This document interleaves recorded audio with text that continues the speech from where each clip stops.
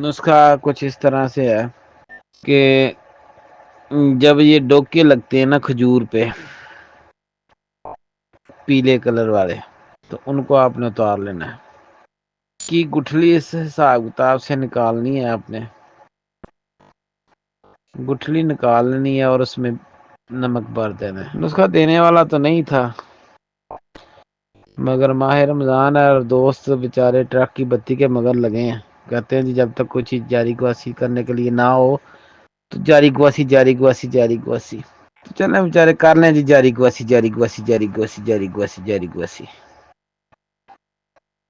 نمک کا تیل آپ کو دے رہے ہیں جناب یہ ڈوکے لے لیں اور اس میں آپ نمک بھر لیں اور اس کو دوبارہ چپنی کو فٹ کر دیں اور بذریعہ پتال جنتر اس کا تیل کشید کر لیں ٹھیک ہے دوستو یہ تیل اکثیر الاکثیر ہے جناب